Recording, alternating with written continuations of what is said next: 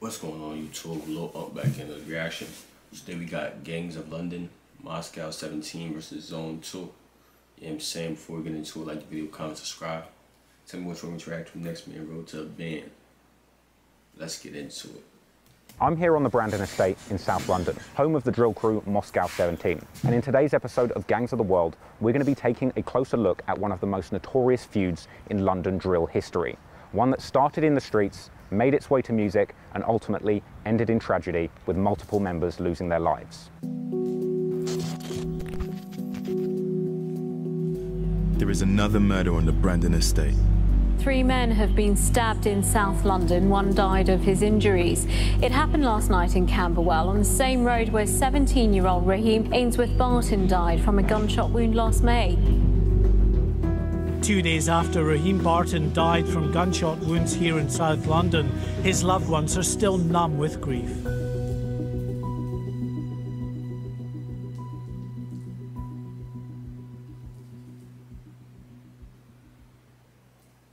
As part of this ongoing series, we've been taking a closer look at the gang culture behind some of the most popular rap music of the last decade. We've recently delved into New York's Wu and Chu gangs, popularized by Pop Smoke, as well as how the Black Disciples and Gangster Disciples emerged from Chicago in the 60s, which developed over the many decades that followed, ultimately spawning the modern-day battles between O Block and Tukaville, a war in the streets that made legends of its key players like King Von and FBG Duck. But today, I'm going to take on something much more close to home, and take a look at one of the most violent beefs in recent British drill history. A battle between two crews famous in London for both the hard-hitting music they made during this period, as well as a shocking degree of violence which unfortunately spilled out into the streets of London, with some of the incidents in this story being made even more shocking by the fact that guns are completely illegal in the UK, with some members of these groups being involved in brazen, broad daylight shootings in the middle of London for all of the public to see. A beef that ended up being so intrinsically linked with the music that London's Metropolitan Police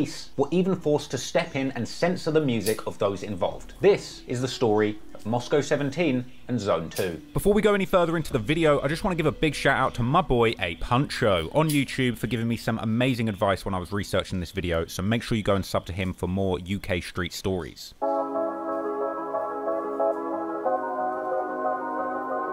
Today's story takes place in the south of London, with the first group hailing close to an area of South London known as Elephant and Castle. This area is known to a number of blocks, also known as estates, or what you Americans may refer to as the projects. This includes the infamous and now demolished Haygate estate, the Browning estate, the Aylesbury estate, which has been singled out by the police and the media extensively for gang activity over the years, and most relevant to this story, the Brandon estate, where the majority of the members that we're going to be discussing in this video hail from. An estate which, much like O Block in our previous video was named the most dangerous block in America, has been singled out as being the deadliest in Britain. In fact, I actually used to live just off of this estate, and you might even recognize it from the background of my old Posh and Beck's music video. Now, the spot that connects many of these areas is the main strip in Elephant and Castle known as Walworth Road, a long road which runs from the centre of Elephant and Castle near the underground station all the way down through Camberwell past these estates, becoming Camberwell Road, which eventually crosses with Peckham Road, leading east to Peckham, an area which we will later identify as belonging to the Ops. So you're welcome for the geography lesson, but I know you're wondering how on earth this relates to gang culture. Well, the local G's in Elephant and Castle were once running together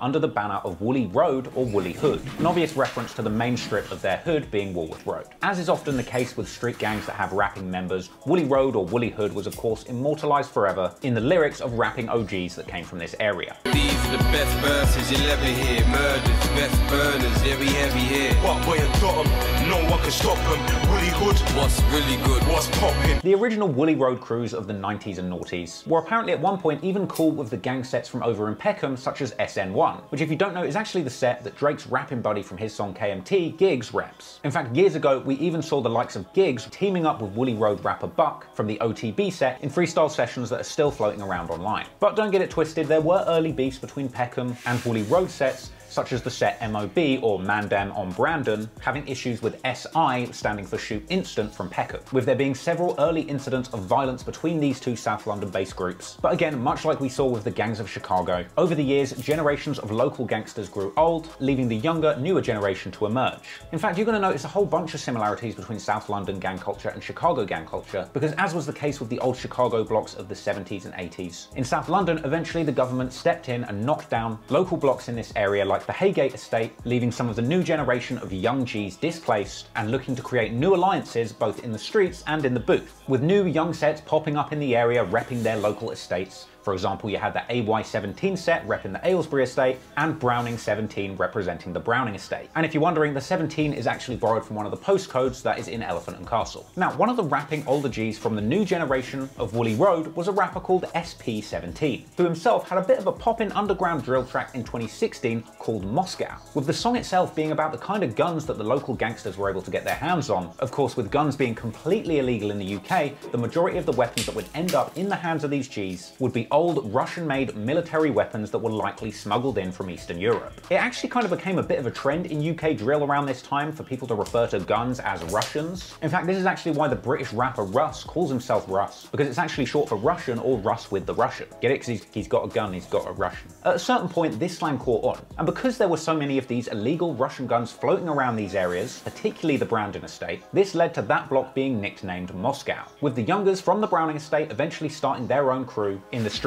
and in the vocal booth being collectively known as Moscow17. And at the end of 16, members from Moscow17 would release breakout drill songs like the track Violence and of course Moscow March.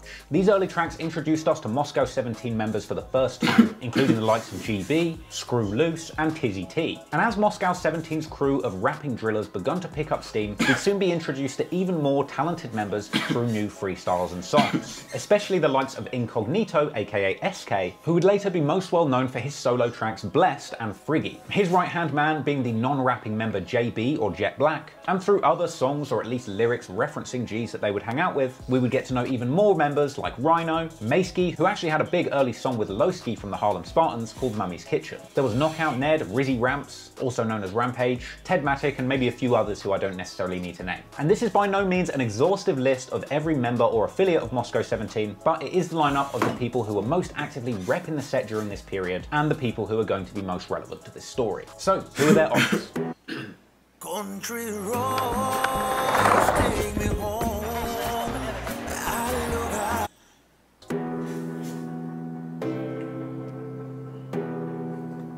If you follow Woolly Road south through Camberwell and then hit a left at Peckham Road, you will eventually end up at Peckham. Now, you might already be aware that Peckham was made famous by the charming antics of Rodney and Delboy in the old show Only Fools and Horses. But you really would have to be a fool to get yourself caught lacking in modern day Peckham, because it's this district that has one of the most long and violent histories in all of South London gang lore. As I mentioned earlier, national treasure of roadman rap, Giggs, is famously from Peckham and repped SN1, his set of the Peckham Boys. And when it came to gangs, the Peckham Boys were serious business in the 90s and the noughties, having had a long and violent beef with nearby ops the Ghetto Boys, a beef that saw Peckham Boys regularly shooting up nightclubs with automatic weapons, including one incident at the ironically named Chicago's club in 2000 that actually left 9 people injured. In fact, Giggs has even mentioned in some of his early freestyles having straps in the back of Chicago's. At a certain point, the violence in Peckham got so bad, some of the locals began to refer to it as Peck-Nam because people were out here dying like it was the Vietnam War, not dissimilar to how people call Chicago Chirac. In fact, while we're on the topic of similarities with Chicago, the 2000 killing of 10-year-old Damiola Taylor by 2 16-year-old brothers associated with the Peckham Boys is eerily similar to what happened to 11-year-old Robert Yummy Sandifer in Chicago at the hands of the Black Disciples. And just seeing these similarities between Peckham and Chicago, right down to the impact that it's having on the innocent preteen children that are growing up in these areas, really just drives home how similar the awful consequences of gang activity can be anywhere you are in the world. In fact, you might even be surprised to know that superstar actor John Boyega is actually from Peckham and was even a childhood personal friend of Damiola Taylor, with it being reported that Boyega was actually one of the last people to see him alive.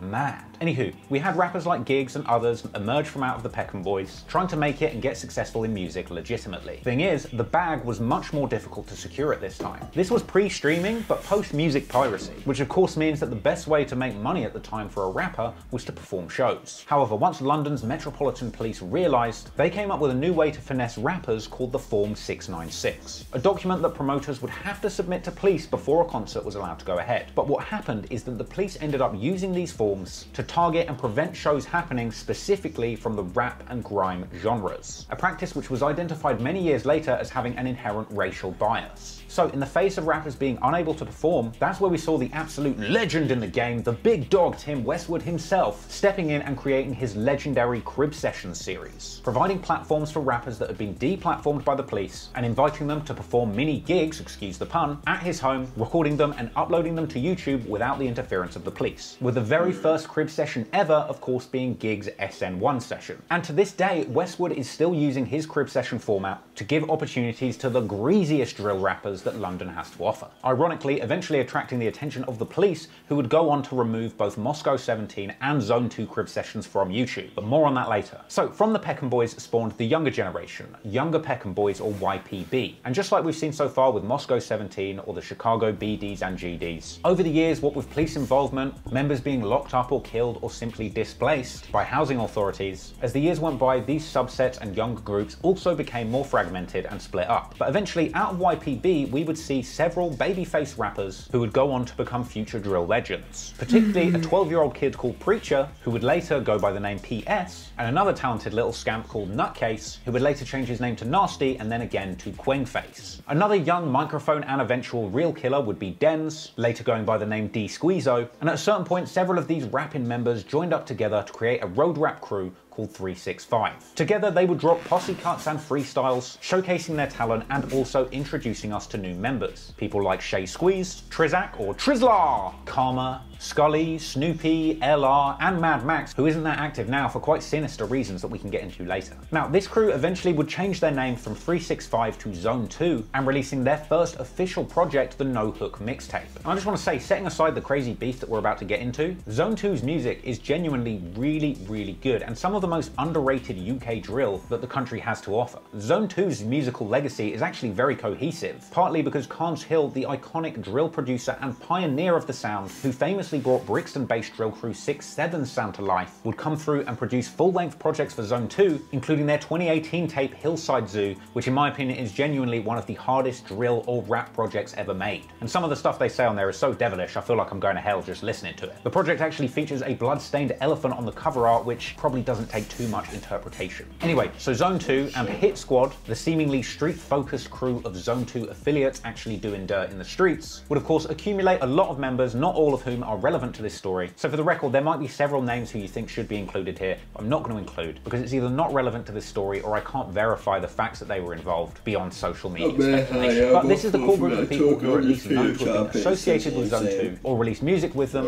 over the period this story takes place. So now you know the crews and members involved, we can take a closer look at how this beef started and how it would eventually escalate into deadly warfare, ultimately claiming the lives of people from both areas.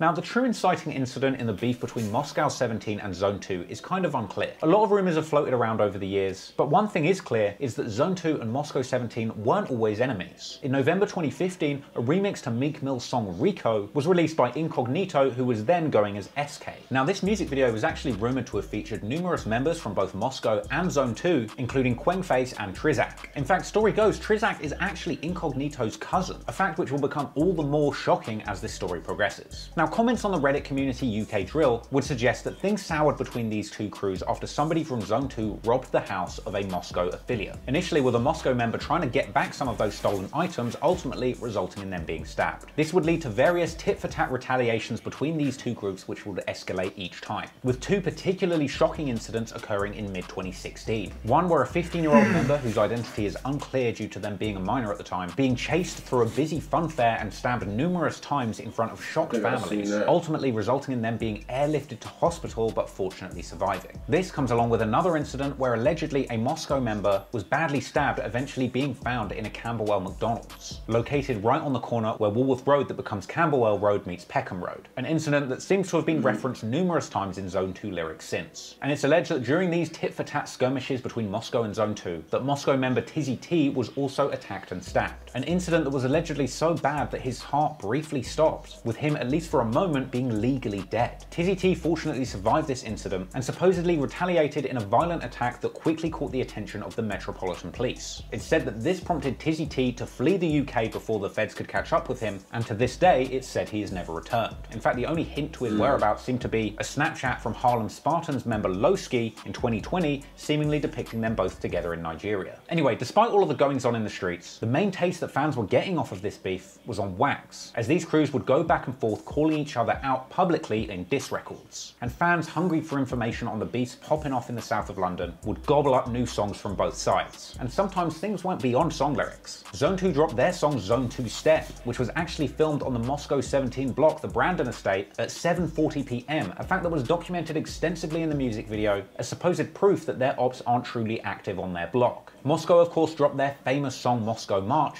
which was one of the first UK drill songs to actually hit 1 million views, and to this day, despite having been taken down by the cops, is still a legendary song in UK drill history. Moscow also dropped tracks like City of God, which featured a high-energy performance from GB, where he named numerous ops who had supposedly been injured by Moscow members by name. From here, things would continue to go back and forth on wax, with members from each side continuing to use their songs to brazenly brag about the violent attacks that they had carried out on their ops. And all of this seemingly without a care in the world as to how incriminating this might come across. And eventually, each... We'll end it off right here, part 1. You know what I'm saying? We gotta do part 2, y'all. I'm getting tired. I'm running like 3 hours of sleep. I took a little nap earlier, you know what I'm saying? Y'all know what to do, man. Check out the last reaction. It's good for your health. It's up on your screen. Like the video, comment, subscribe. Follow my Instagram at Lil Unc official, link in the description. Road to the bin. I'm out of here, man. Shit like that, shit like that.